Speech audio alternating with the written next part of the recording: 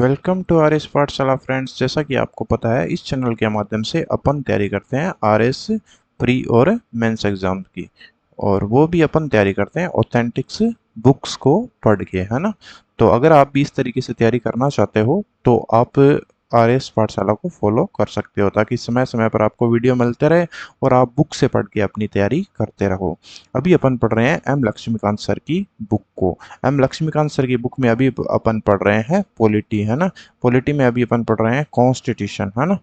Constitution, constitution of India. Constitution में अभी अपन क्या पढ़ रहे हैं? मूल अधिकार, फंडामेंटल राइट। लास्ट अपन ने पढ़ा था आर्टिकल 32 कॉन्स्टिट्यूशनल रेमेडीज, या आप बोल सकते हो संवैधानिक उपचारों का अधिकार। आज का अपना टॉपिक है अनुच्छेद 33, 34 और 35। शॉर्ट में आपको बताऊं तो अनुच्छेद 33 तो क्या है? सशस्त्र बलों के मूल अधिकारों को किस तरह से रेगुलेट किया जाता है, उसमें ये बताया गया है। आर्टिकल 34 में बताया गया है कि इंडिया में कहीं भी अगर मार्शल लॉ लागू हो तो किस तरह से शासन चलाया जाता है। और आर्टिकल 35 में बताया गया है कि किस प्रकार हमारी कॉन्स्टिट्यूशन इसको पार्लियामेंट को कुछ विशेष अधिकार दिए गए हैं जो मूल अधिकारों को प्रभावी बनाने के लिए कानून बना सकती है, जबकि वो अधिकार जो लेजिस्लेटिव असेंबली होती है ना, जो राज्य विधानसभाएं, उनको नहीं होते हैं। तो इन 3 आर्टिकल के बारे में इस वीडियो में अपन पढ़ेंगे, ठीक है। तो अभी अपन आर्टिकल शुरू करते हैं आर्टिकल 33 से। देखिए, आर्टिकल 33 की हेडिंग क्या है? सशस्त्र बल एवं मूल अधिकार, ठीक है।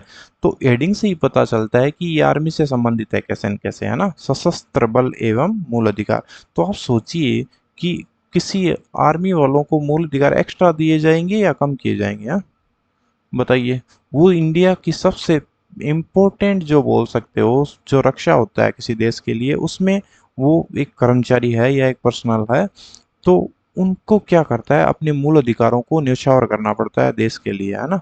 वो किस तरीके से करते हैं देखते हैं। देखो, अनुच्छेद 33 संसद को यह अधिकार देता है, यानी कि अनुच्छेद 33 में बताया गया है क्या? कि वह सशस्त्र बलों, अर्धसैनिक बलों, पुलिस बलों, खुफिया एजेंसियों एवं अन्य के मूल अधिकारों पर युक्तियुक्त प्रतिबंध लगा सके। युक्तियुक्त का मतलब होता है रीजनेबल, है ना। यानी कि जो सही, न्यायोचित, जिनको ठहराया जा सके, है ना, जो सही हो। ऐसे ही नहीं क्योंकि क्योंकि किसी की पर्सनल इच्छा हुई और कोई मूल अधिकार उसका हटा लिया, ऐसे नहीं। युक्ति युक्त प्रतिबंध लगा सके, यानी कि हमारी जो पार्लियामेंट है उसको अधिकार देता है कौन? हमारा कॉन्स्टिट्यूशन। हमारा कॉन्स्टिट्यूशन किस आर्टिकल के तहत? आर्टिकल 33 के तहत। कि आप किसी फौजी या सैनिक बल या पुलिस बल या खुफिया एजेंसी के कर्मचारियों पर मूल अधिकारों को उनसे छीन सकते हो, है ना। या बोल सकते हैं आप उनके मूल अधिकारों पर रीजनेबल रेस्ट्रिक्शन लगा सकते हो, युक्ति युक्त प्रतिबंध लगा सकते हो। इतनी बात समझ में आ गई? ये कौन बोलता है? आर्टिकल 33। अब चलते हैं अपन आगे। देखो आगे क्या बोलता है। इस व्यवस्था का उद्देश्य उनके समुचित कार्य करने एवं उनके बीच अनुशासन बनाए रखना है। अब ये जो सिस्टम बनाया है, ये जो प्रावधान किया है कॉन्स्टिट्यूशन में, तो कुछ सोच समझ के किया गया ना। तो उसके पीछे क्या सोच थी कॉन्स्टिट्यूशन मेकर की? उसके पीछे सोच थी कि ये जो हमारे फौजी भाई होंगे वो अपना कार्य एकदम सही तरीके से करे और उनके बीच अनुशासन बना रखे, इसलिए यह व्यवस्था की गई, ठीक है। तो इस प्रकार आप देखो यहाँ पर कि हमारे फौजी भाई है ना, वो किस तरह अपने मूल अधिकारों का भी त्याग करते हैं देश हित में, ठीक है। तो यहाँ तक कंप्लीट। अब चलते हैं आगे। 1 सेकेंड।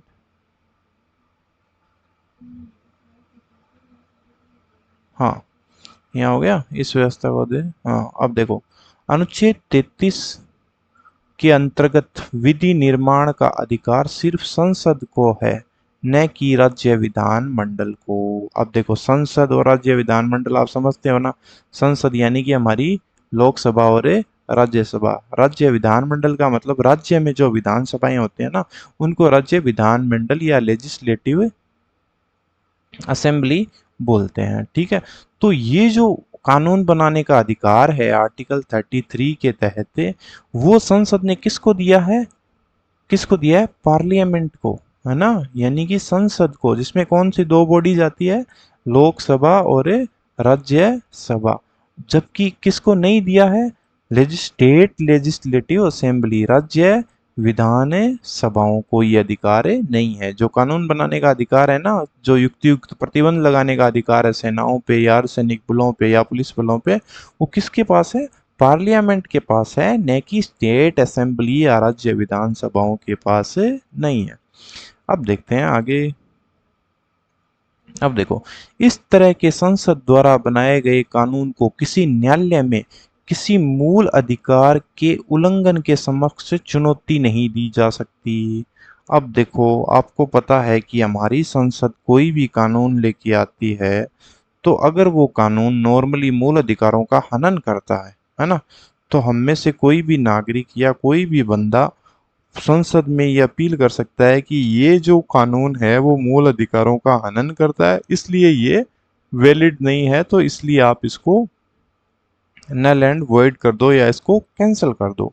लेकिन यहाँ पर ये पहले ही शर्त रख दी गई है कि अनुच्छेद 33 के अंतर्गत कोई कानून बनेगा तो उसे न्यायालय में इस संबंध में चुनौती नहीं दी जा सकती कि वो मूल अधिकारों का हनन करता है किसी का, है ना। यहाँ पर मूल अधिकारों वाली बातें नहीं चलेगी, ठीक है। अब देखते हैं आगे।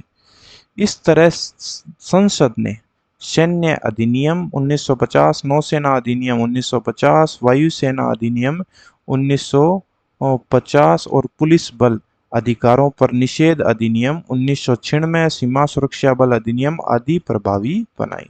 तो आर्टिकल 33 के अंतर्गत हमारी संसद अभी तक काफी सारे अधिनियम बना चुकी है, जिनमें से नौ सैन्य अधिनियम या आप बोल सकते हो आर्मी एक्ट, है ना, आर्मी एक्ट 1950, उसके बाद नौसेना एक्ट 1950, उसके बाद एयरफोर्स एक्ट 1950 और उसके बाद पुलिस बल या पुलिस बल अधिकारों पर निषेध अधिनियम 1966 और सीमा सुरक्षा अधिनियम बनाए हैं, ठीक है। तो इन अधिनियमों को कोई भी संसद में इस आधार पर चुनौती नहीं दे सकता कि ये किसी के मूल अधिकार का हनन करते हैं, क्योंकि इसकी जो शर्त ही ये है कि ये देश हित में इन पर युक्त प्रतिबंध लगाया जा सकता है। अब ये जो अधिनियम है ना, ये देखो क्या चीज इन्फ्रिंज करते हैं। ये अभिव्यक्ति की स्वतंत्रता, संगठन बनाने का अधिकार, श्रमिक संघों या राजनीतिक संगठनों का सदस्य बनने का अधिकार, प्रेस से मुखातिब होने का अधिकार, सार्वजनिक बैठकों या प्रदर्शन का अधिकारों पर रोक लगाते हैं। इंडिया में एक जो नॉर्मल आदमी होता है उसके बाद क्या होती है? अभिव्यक्ति की स्वतंत्रता होती है ना। किसी अब वो चाहे तो किसी भी राजनीतिक दल का सदस्य बन सकता है, उसके लिए प्रचार प्रसार भी कर सकता है ना। वो चाहे तो कहीं भी सार्वजनिक प्रोग्राम में भाग ले सकता है, प्रेस को कुछ भी बातें बता सकता है। लेकिन अगर कोई सोल्जर है, ठीक है, तो वो ये सब बातें नहीं कर सकता। क्यों? क्योंकि उस पर एक बहुत बड़ी जिम्मेदारी होती है। अब मान लो कोई सेना का अधिकारी है, ठीक है, वो बोल दे कि मेरे को तो अभिव्यक्ति की स्वतंत्रता कॉन्स्टिट्यूशन देता है आर्टिकल 19 क्लोज 1 के तहत, ठीक है, तो अब वो सेना के जो गुप्त बातें हैं उसको सार्वजनिक कर देता है, ठीक है, तो इससे देश देश की जो सुरक्षा खतरे में पड़ जाएगी ना। इसीलिए हमारे कॉन्स्टिट्यूशन मेकर ने ये प्रावधान किया था, ठीक है, अंडरस्टैंड। अब चलते हैं आगे।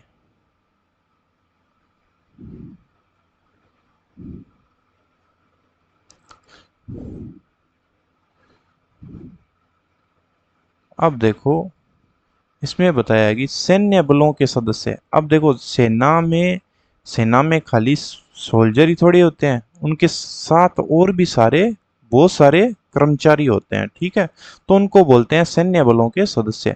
तो यहाँ सैन्य बल के सदस्य अभिव्यक्ति का अभिप्राय, इसमें वो कर्मचारी भी शामिल है जो सेना में नाई, बढ़ई, मैकेनिक, बावर्ची, चौकीदार, बूट बनाने वाला या दर्जी आदि कार्य करते हैं। यानी कि सेना से जुड़ा हर कर्मचारी, चाहे वो वॉर में लड़ाई करता हो नहीं करता हो, तो वो सब क्या होंगे, सैन्य बल के सदस्य माने जाएंगे और उनके भी मूल अधिकारों को संसद के अधिनियम के तहत युक्तियुक्त प्रतिबंध लगाया जा सकता है। ठीक है, अब चलते हैं आगे, लास्ट पैरा इसका।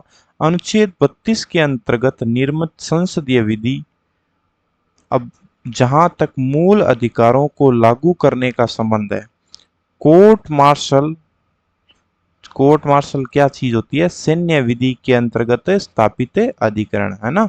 ठीक है, ये सैन्य, आप इसको सेना का कोर्ट समझ सकते हो, कोर्ट मार्शल को, है ना। सेना में जो न्याय करता है ना, जहां मुकदमे लिए जाते हैं, जहां कोई किसी पे कोई प्रिंस डिसिप्लिनरी एक्शन लिया जाता है, तो उसकी सुनवाई कहाँ होती है, कोर्ट मार्शल में। ठीक है, कोर्ट मार्शल दो चीजें हैं, आप इसको है ना, एक अक्सर इस कोर्ट मार्शल को समझा जाता है सेना से निकालना, है ना।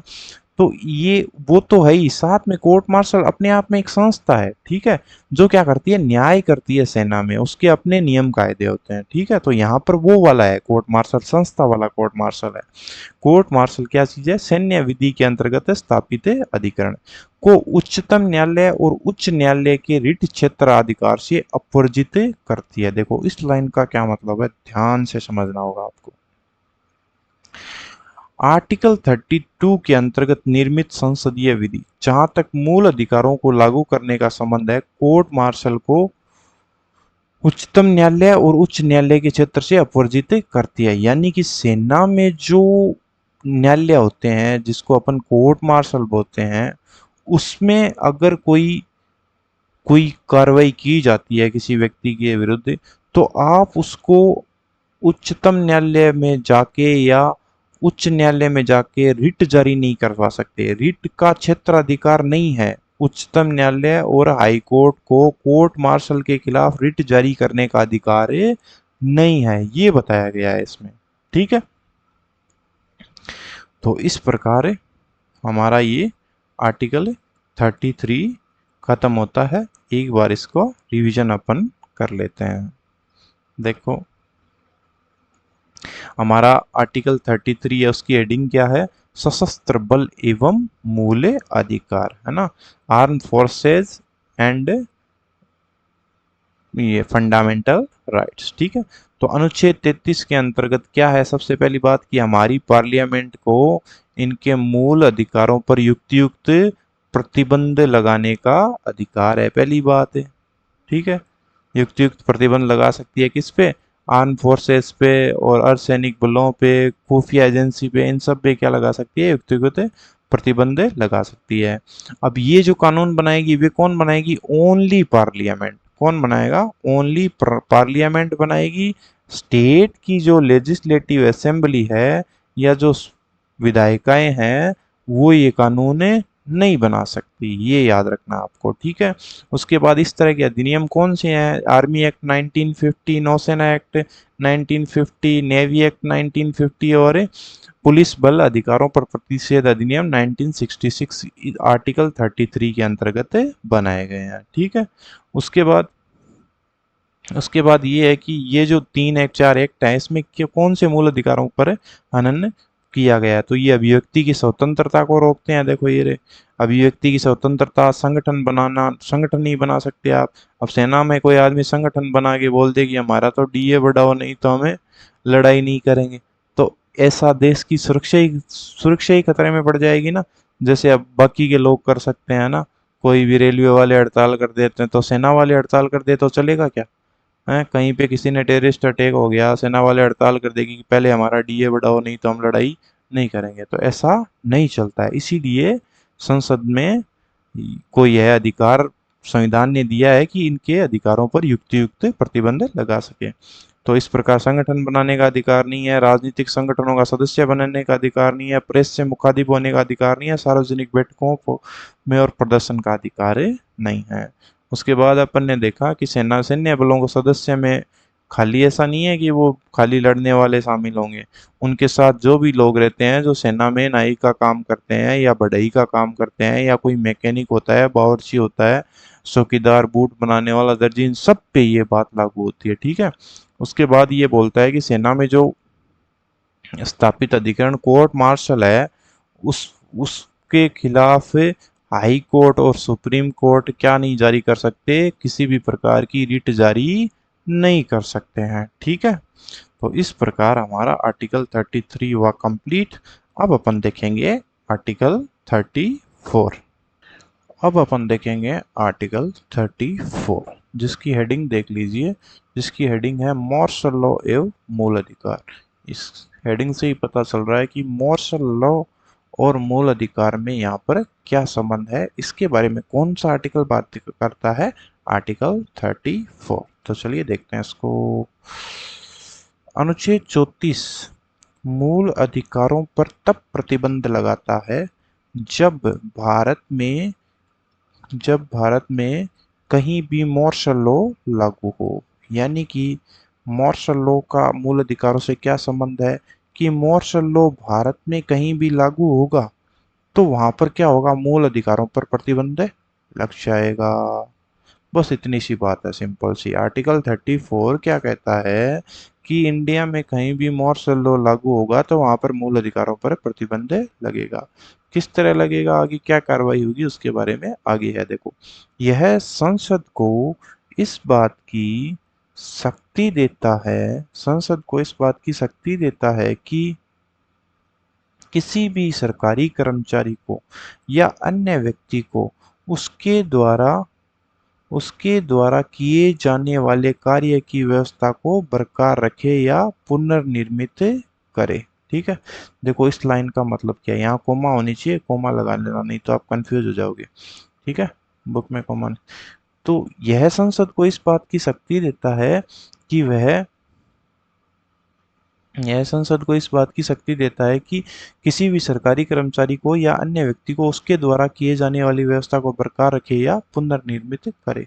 अब देखो, कहीं पर मार्शल लॉ लागू हो गया, कहीं पर मार्शल लॉ लागू हो गया, तो वहां पर कोई व्यवस्था तो बनानी पड़ेगी ना, है ना। व्यवस्था कौन बनाएगा, वहां पर सरकारी कर्मचारी होंगे या फिर कोई अन्य व्यक्ति होगा, वो वहां पर व्यवस्था बनाएंगे। ठीक है, तो उस व्यवस्था को बरकरार रखना या पुनर्जीवित, कोई व्यवस्था समाप्त हो गई है तो उसको पुनर्निर्मित करना, ये किसका काम है, ये संसद का। इस संसद को इस बात की क्या होगी, शक्ति प्राप्त होगी। ठीक है, अब देखते हैं आगे। संसद किसी भी मार्शल लॉ वाले क्षेत्र में जारी दंड या अन्य आदेश को वैधता प्रदान कर सकती है। ठीक है, अभी अपन आगे इस पेरा में देखेंगे कि मार्शल लॉ का मतलब होता है सैन्य शासन। ठीक है, तो कहीं भी सैन्य शासन लग गया। ठीक है, तो सैन्य शासन में कोई सेना ने कोई विशेष प्रकार का दंड दे दिया कि मान लो कहीं भी 20 लोग इकट्ठा हो गए तो उनको उन पे गोली भी चलाई जा सकती है, या भी उनको कोई विशेष उनको जेल की जा सकती है। तो इस प्रकार का दंड दे दिया या कोई भी आदेश दे दिया तो उसको वैलिडेट कौन करेगा, उसको वैलिडेट कौन करेगा, हमारी पार्लियामेंट। हमारी पार्लियामेंट क्या करेगी, उसको वैलिडेट करेगी। ये शक्ति कौन देता है, ये शक्ति भी आर्टिकल 34 ही देता है, किसको, संसद को। ठीक है, यहाँ तक कंप्लीट। एक बार फिर से देखें इसको, देखो एक बार फिर से बताता हूँ, एक सेकंड।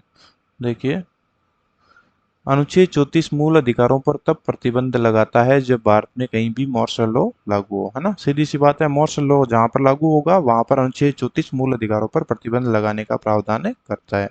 यह संसद को इस बात की शक्ति देता है कि किसी भी सरकारी कर्मचारी या अन्य व्यक्ति को उसके द्वारा किए जाने वाले कार्य की व्यवस्था को बरकरार रखे या पुनर्निर्मित करे। ठीक है, यहाँ पर लगेगी कोमा। तो यह संसद को क्या शक्ति देता है कि कोई भी व्यक्ति है या सरकारी कर्मचारी है, उसने वहां पर कोई व्यवस्था को बरकरार रखना है या पुनर्निर्मित करना है, तो इसके लिए इसके लिए क्या करेगा, इसके लिए जो हमारा पार्लियामेंट है वो वहां पर जो दंड दिए जा रहे हैं व्यवस्था बनाने के लिए या कोई आदेश दिए जा रहे हैं उनको वैलिडेट करेगी, कौन है, हमारी पार्लियामेंट। ठीक है, इतनी बात कंप्लीट। अब देखते हैं आगे। संसद द्वारा बनाए गए क्षतिपूर्ति अधिनियम को किसी न्यायालय में केवल कि एक सेकंड, केवल इस आधार पर चुनौती नहीं दी जा सकती कि वह किसी भी मूल अधिकार का उल्लंघन है। ठीक है, अब देखो, संसद ने कोई क्षतिपूर्ति अधिनियम बनाया, क्षतिपूर्ति अधिनियम का मतलब यहाँ पर क्या हुआ दोस्तों, मान लो कहीं पर दंगे हो गए किसी डिस्ट्रिक्ट में, ठीक है। अब उस डिस्ट्रिक्ट का न तो डीएम न एसपी, ये दोनों मिलकर वहाँ की इस कानून और व्यवस्था संभाल नहीं पा रहे, फुल मारकाट हो रही है, लोग किसी को मार रहे हैं, सार्वजनिक संपत्ति को नुकसान पहुंचा रहे हैं, कुछ भी गलत कर रहे हैं, तो ये क्या बोलेंगे कि यहाँ पर मार्शल लॉ लागू करते हो, तो वहाँ पर मार्शल लॉ लागू हो गया, ठीक है। अब मार्शल लॉ लागू हो गया तो मार्शल लॉ में क्या होता है, सैन्य शासन होता है। सैन्य शासन में ये लोग क्या करेंगे कि व्यवस्था बनाने के लिए ये किसी को मृत्युदंड भी दे सकते हैं ना, तो उस प्रकार ये कुछ भी वहां पर अपने हिसाब से सैन्य शासन के हिसाब से काम करेंगे, ठीक है। तो इसके लिए संसद क्या बनाएगी, क्षतिपूर्ति अधिनियम बनाएगी, भाई उन चीजों को वैलिडेट तो करना पड़ेगा ना, क्षतिपूर्ति अधिनियम बनाएगी, तो उस क्षतिपूर्ति अधिनियम को इस बात के आधार पर चुनौती नहीं दे सकता कि वो मूल अधिकारों का हनन है, ठीक है। तो आर्टिकल 33 वाली बात ही आ गई, देखो सीधी सीधी, है ना। उसमें भी बताया था ना कि मूल अधिकारों का हनन है, इस आधार पर चुनौती नहीं दी जा सकती, आर्टिकल 33 के अंतर्गत संसद कोई अधिनियम बनाती है। तो इधर भी वही बात है, सेम ही बात है, ठीक है। कोई भी क्षतिपूर्ति अधिनियम बनाएगी तो उसको उसको इस आधार पर चुनौती अपन नहीं दे सकते कि वो फंडामेंटल राइट को इन्फ्रिंज करता है, ठीक है। अब देखते हैं आगे। मार्शल लॉ वाले सिद्धांत को अंग्रेजी कानून से लिया गया, ठीक है। तो ये एक इंग्लिश कानून है। हालांकि मार्शल लॉ को संविधान में व्याख्या नहीं की गई है, पर इसका शाब्दिक अर्थ क्या होता है, सैन्य शासन। अब देखो संविधान में मार्शल लॉ लिख तो दिया कि आर्टिकल 34 के अंतर्गत है, कहीं भी मार्शल लॉ लगाया जा सकता है ना। और एक सेकंड,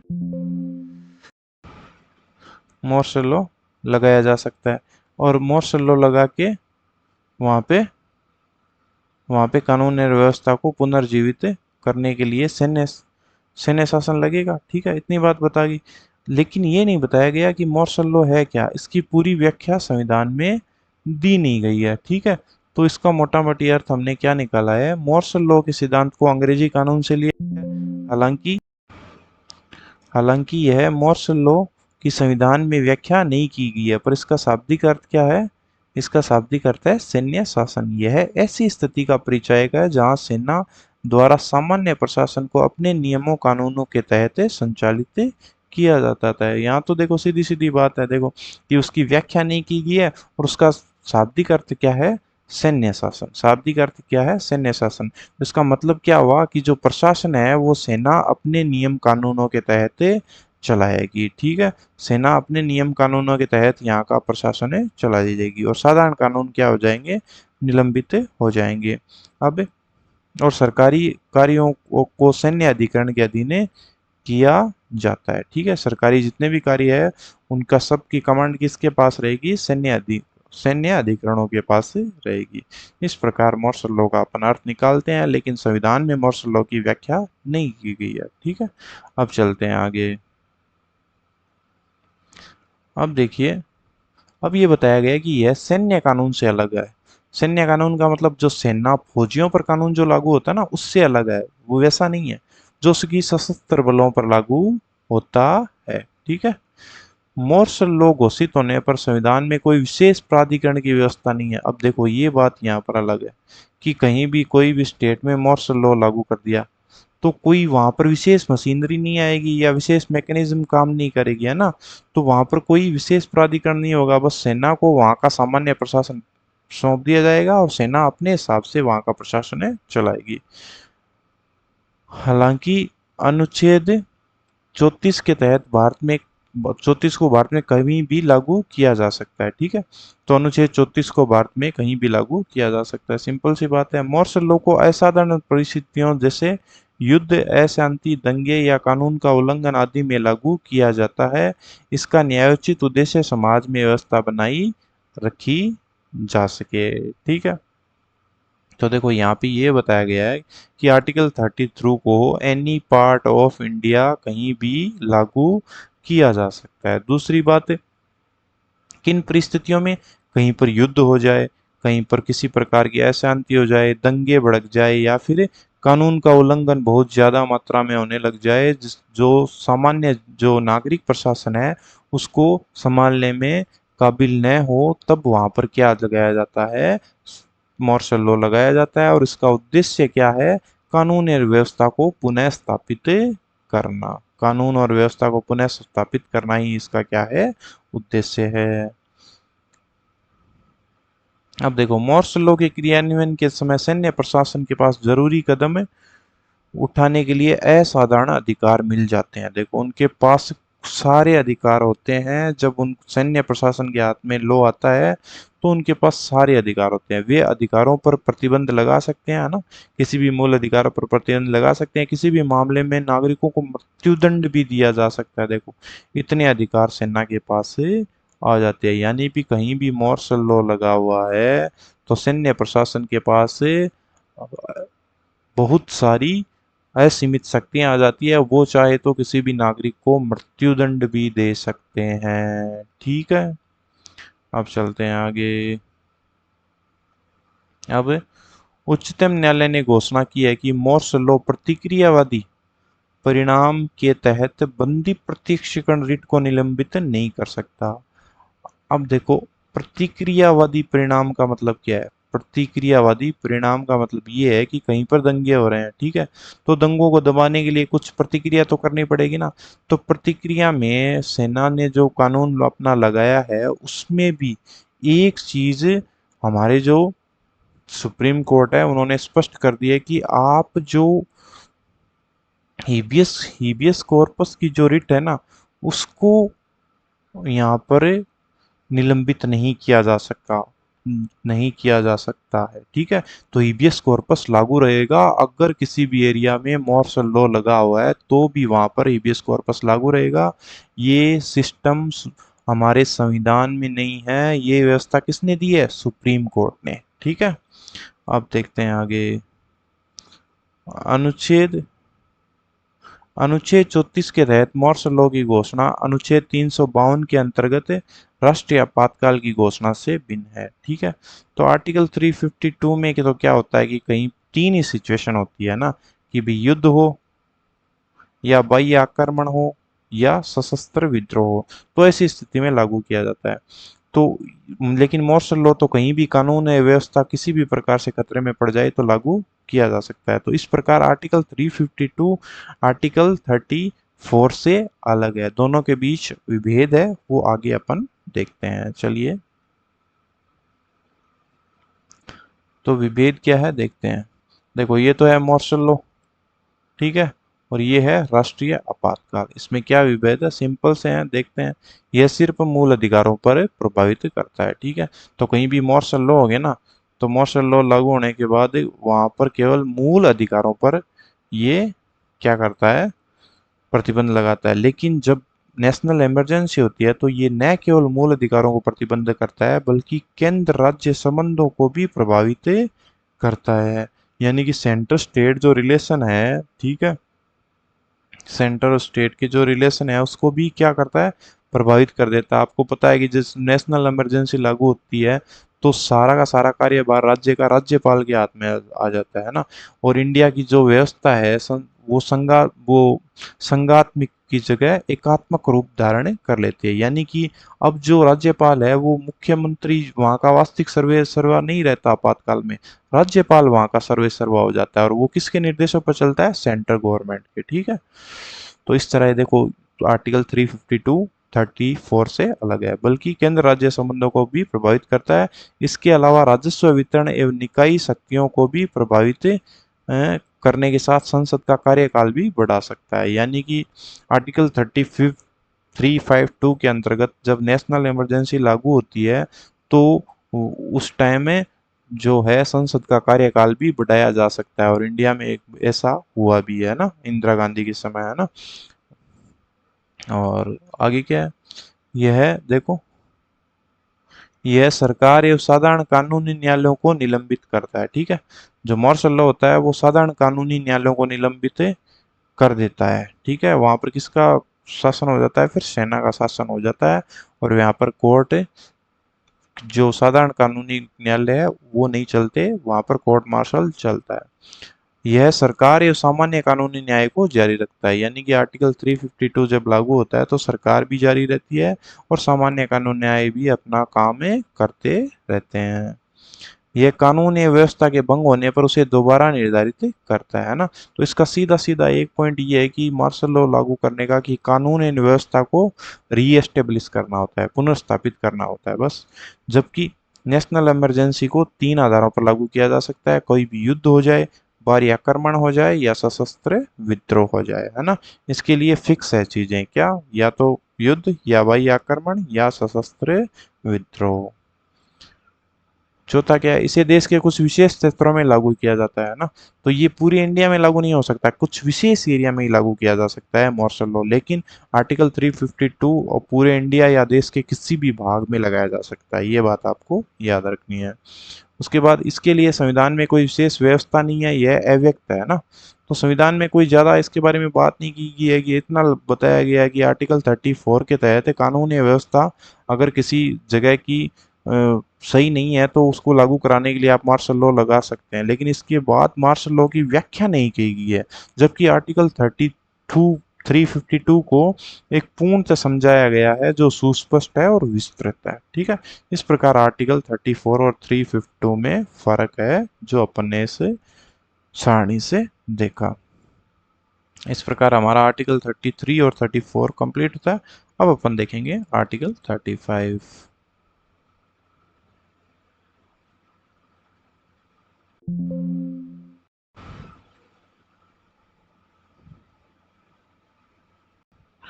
अब अपन देखेंगे अपनी आज के लेसन का लास्ट और फाइनल फाइनल आर्टिकल, आर्टिकल 35। ठीक है, तो आर्टिकल 35 की हेडिंग देखिए, कुछ मूल अधिकारों का प्रभाव। इसकी हेडिंग से ही आपको पता चल रहा है कि इसमें क्या बताया गया है कि कुछ मूल अधिकार है उनको प्रभावी बनाने के लिए ये जो शक्ति मिलती है वो किसको दी गई है, वो इसमें बताया गया है। मैंने जब आपको मूल अधिकारों की विशेषताएं बताई थी तो दो चीजें बताई थी कि कुछ मूल अधिकार तो अपने आप परिवर्तित होते हैं ना, और कुछ को क्या होता है, लागू करने के लिए कानून बनाना पड़ता है ना। तो ये उस चीज से संबंधित है। ठीक है, जिन पे कानून बनाना पड़ता है ना उसके बारे में यहाँ बात की गई है। अनुच्छेद 35 केवल संसद को कुछ विशेष मूल अधिकारों को प्रभावी बनाने के लिए कानून बनाने की शक्ति प्रदान करता है। ठीक है, तो अनुच्छेद 35 है ना, केवल संसद को, इस चीज को आप ध्यान से देखिए, केवल संसद को कुछ विशेष मूल अधिकारों को प्रभावी बनाने के लिए कानून बनाने की शक्ति प्रदान करता है। यानी कि हमारा जो आर्टिकल 35 है वो हमारी जो हमारी पार्लियामेंट है उसको कुछ विशेष मूल अधिकारों पर कानून बनाने की शक्ति देता है, राज्य जो कि राज्य विधायिका के पास से नहीं होती। ठीक है, जो कि स्टेट असेंबली के पास से नहीं होती, किसके पास होगी, पार्लियामेंट के पास से होगी। ठीक है, अब यह व्यवस्था देखिए, यह व्यवस्था सुनिश्चित करती है कि भारत में मूल अधिकारों एवं दंड व उनके प्रकार में एकता हो। यानी कि अब ये जो को अगर संसद और विधान सभाएं सारी की सारी कानून बनाने लगेगी तो देश में संसद तो एक ही है, जबकि विधानसभाएं तो जितने स्टेट है उतनी विधानसभाएं हैं, तो सब अलग अलग कानून बनाएगी तो कानून में एक रूपता कैसे रहेगी, है ना। एक रूपता नहीं रहेगी, तो उस वो एक रूपता नहीं रहेगी, इसीलिए ये अधिकार किसको दिया गया है, संसद को दिया गया है। ठीक है, जिन मूल अधिकारों में एक रूपता बनाना आवश्यक है उनको वो अधिकार किसको दिया गया है, संसद ही केवल उस पर कानून बना सकती है, स्टेट असेंबली नहीं बना सकती है। ठीक है, अब इस अब इस दिशा में अनुच्छेद 35 के अंतर्गत निम्नलिखित व्यवस्था है। तो इस दिशा में आर्टिकल 35 में जो प्रावधान किए गए हैं वो यहाँ पर दिए गए हैं। देखो, संसद के पास पहला प्रावधान, संसद के पास निम्नलिखित मामलों में कानून बनाने का अधिकार होगा। यानी कि केवल संसद के पास ये जो नीचे दिए गए हैं ना, इन मूल अधिकारों के संबंध में जो कानून बनाएगी ना वो केवल और केवल कौन बनाएगी, संसद बनाएगी। ठीक है, राज्य विधानमंडल नहीं बना पाएंगे। तो पहला क्या है, देखो पहला है कि किसी भी मूल केंद्र शासित या स्थानीय या अन्य प्राधिकरण में किसी रोजगार या नियुक्ति हेतु निवास की व्यवस्था। ठीक है, तो मूल अधिकारों में अपन ने देखा था कि आर्टिकल 16 के तहत क्या था, उसकी रोजगार पाने पाने के लिए सबको समान अवसर प्राप्त होंगे। इस संदर्भ में एक यहाँ पर अपवाद ये है कि अगर संसद चाहे तो किसी भी जॉब के लिए, है ना, किसी भी जॉब के लिए वहाँ के निवास की व्यवस्था को लागू कर सकती है कि वहाँ भी इस जॉब में यहाँ का निवासी व्यक्ति होना जरूरी है। लेकिन ये कानून बनाएगा कौन है? केवल और केवल संसद बनाएगी। इस प्रकार ये पहला प्रावधान हो गया। अब देखते हैं दूसरा, मूल अधिकारों के क्रियान्वयन के लिए निर्देश आदेश जारी करने के लिए उच्चतम न्यायालय उच्च न्यायालयों को छोड़कर शेष न्यायालयों को सशक्त बनाना। यानी कि जब अपन ने आर्टिकल 32 पढ़ा था तो अपन ने देखा था कि रिट जारी करने का अधिकार किस किस को है? केवल हाई कोर्ट और सुप्रीम कोर्ट को। लेकिन संसद चाहे तो इन दोनों को छोड़ के किसी जिला न्यायालयों को भी या किसी अन्य न्यायालय को भी ये अधिकार दे सकती है कि वो रिट जारी करे। तो ये हो गया दूसरा।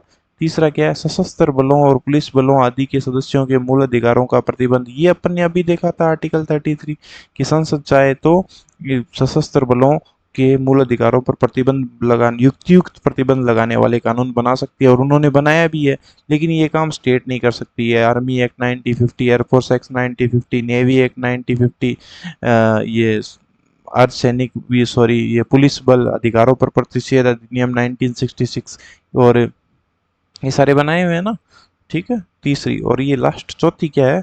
किसी भी सरकारी कर्मचारी या अन्य व्यक्ति को किसी क्षेत्र में मार्शल लॉ के दौरान किसी कृत्य हेतु क्षतिपूर्ति देना। तो मैंने आपको बताया था कि कोई सरकारी कर्मचारी है, वहाँ पर मान लो उसको वहाँ पर व्यवस्था बनाने के लिए किसी व्यक्ति का मूल अधिकार हनन करना पड़ता है, या फिर उसको कोई ऐसा काम करना पड़ता है जो न्यायोचित, सामान्य कानून के तहत न्यायोचित नहीं माना जाता है, लेकिन संसद चाहे तो उसको वैलिडेट करने के लिए क्षतिपूर्ति अधिनियम में बना सकती है, और ये शक्ति संसद को देता है कौन? संविधान देता है। इस प्रकार ये 4 प्रकार के कानून बनाने का अधिकार केवल और केवल किसको है? संसद को है। ठीक है, अब देखते हैं आगे। अब देखिए दूसरा क्या है? संसद के पास से राज्य विधानमंडल के पास नहीं। ठीक है, तो यहाँ पर भी वही बात है, पार्लियामेंट के पास ही होगी शक्ति। मूल अधिकारों के तहत दंडित करने और कानून बनाने का अधिकार होगा। ठीक है, अभी उसमें देखा कि कानून बनाने का अधिकार तो अपन ने देख लिया 4 प्रकार के थे। अब क्या है? दंडित करने के अधिकार है, जो सिर्फ और सिर्फ किसके पास है? संसद के पास है, राज्य विधानसभाओं के पास नहीं है। तो पहला कि अस्पृश्यता का कोई आदमी अस्पृश्यता का आचरण करता है उसको, तो उसके लिए कानून जो बनाएगा वो केवल और केवल कौन बनाएगी? संसद। और दूसरा है मानव के दुर्व्यापार और बलात्श्रम का प्रतिषेध। इसके लिए केवल कौन कानून बनाएगा? संसद बनाएगी। तो यहाँ पर ये केवल दो ही है, देखो, अस्पृश्यता और मानव दुर्व्यापार और बलात्श्रम के लिए जो दंडिक प्रावधान करेंगे ना, जो दंडिक कानून बनेंगे, वो कौन बना सकता है? केवल और केवल संसद। उसके बाद इसके अतिरिक्त संसद संविधान के लागू होने के बाद उपरोक्त कार्यों के तहत दंड के लिए कानून बनाती है। इस तरह इसे संसद के लिए अनिवार्य किया जाता है कि वे ऐसे कानून बनाए, है ना। तो ऐसा कानून बनाना संसद के लिए अनिवार्य है। किसके लिए? उपरोक्त विषय कौन सा है? आर्टिकल 17 और आर्टिकल 23, है ना। ये अस्पृश्यता और बलात्संग और मानव दुर्व्यवहार के लिए संसद को कानून बनाना ही पड़ेगा। ऐसी व्यवस्था भी संविधान में की गई है। उसके बाद उपरोक्त वर्णित मामलों के संदर्भ में संविधान के अस्तित्व में आने के समय प्रभावी कोई विधि तब तक प्रभावी रहेगी जब तक संसद इसे परिवर्तित या निरसित या संशोधित नहीं कर दे। देखो, हमारा जब संविधान लागू हुआ तो बहुत सारे कानून नियम ऐसे थे जो पुराने टाइम से चले आ रहे थे और वो आज भी चल रहे हैं। ठीक है, जब तक कि